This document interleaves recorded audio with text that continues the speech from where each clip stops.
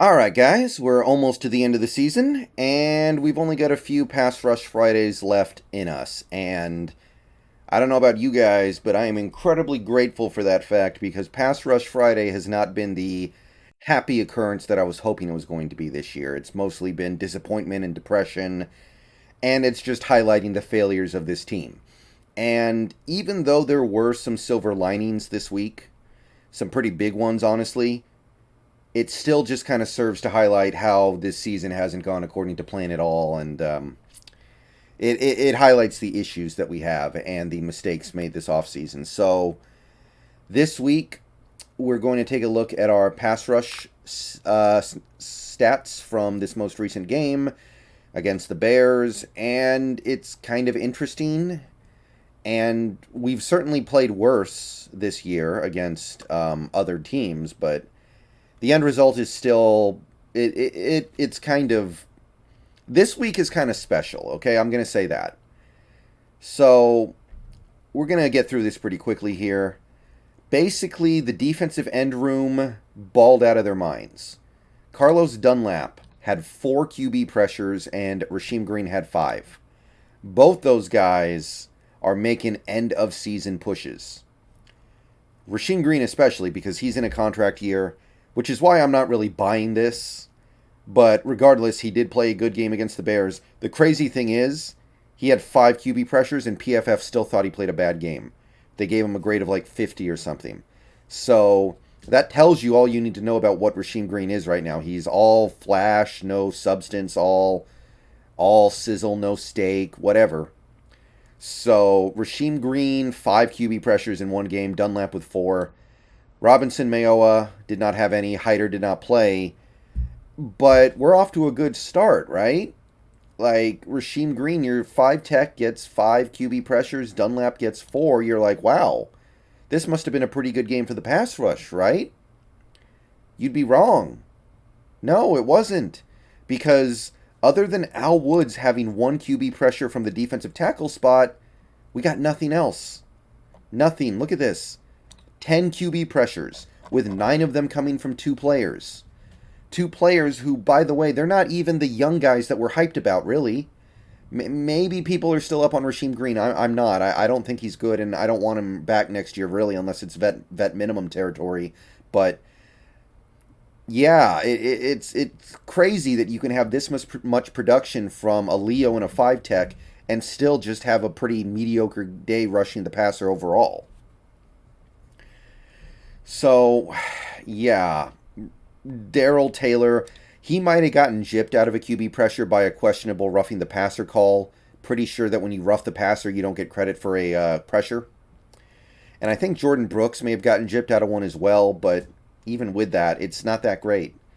And at the end of the day, when you pick up a roughing the passer call like Darrell Taylor did, you didn't do anything to help the team, even if you did get pressure on that play. So at the end of the day, the flag was thrown. And obviously not having Jamal Adams has been a significant setback in this area, but it's just kind of amusing to me that we can get this much production out of our Leo and 5-tech and still just flatline after that. And you know, I love how Al Woods has more QB pressures this year than Poona Ford. That's incredible. So to whoever it was who was in charge of putting Poona Ford at 3-tech this year, great job. Well done. You are a credit to your profession, whoever it was who did that. I don't really have a whole lot else to say about this. Obviously, we're not going to meet expectations this year. We'll be lucky to even average 10 QB pressures a game, which is pathetic and embarrassing given the fact that we're on the field so much. It's just bad, and I don't know what else to say about it other than that. Like, you guys can see, there are 3 guys here who don't have a 0 next to their name for that Bears game. So, honestly, I'm just going to segue into quickly going over some of the injury notes from today because I don't want to make a 4.5-minute video about the pass rush because, I mean, it's the video they deserve, but, well, I'm just going to run down some stuff real quick just to add a little bit more information. Oh, Enriquez 33, welcome to 93, excuse me, welcome to the channel. So we got some updates from Carroll earlier today. Brandon Shell, doubtful to play on Sunday, likely to be out for the year, which, no disrespect to Brandon Shell, he's not a bad player, but I take that as good news because it means that Curhan's going to get more reps, get more time, and that's what we need right now. We need some more Jake Curhan information, and him getting to play in full the next two games is going to be useful, but Shell's probably out for the year at this point. Alex Collins is questionable. Sounds like he's going to play, but I don't think he's going to play very much, and it's not like we need him to play that much. So that's obviously of not great significance. And it also sounds like Damian Lewis will struggle to get back. So we're, unfortunately, and this is a big disappointment for me, going to see Kyle Fuller against the Lions and possibly even the Cardinals in Week 17, which I... Don't even get me started on that. You got Phil Haynes sitting there in the practice squad. I know he's injury prone, and I know that's a problem. I know he's not necessarily a guy you want to lean on heavily. I understand that he's a guy who will probably just get injured. But while he's there and while he's healthy, why wouldn't you play him over a known a warm body like Kyle Fuller? Somebody who you already know is atrocious at really any position, but especially the left guard position.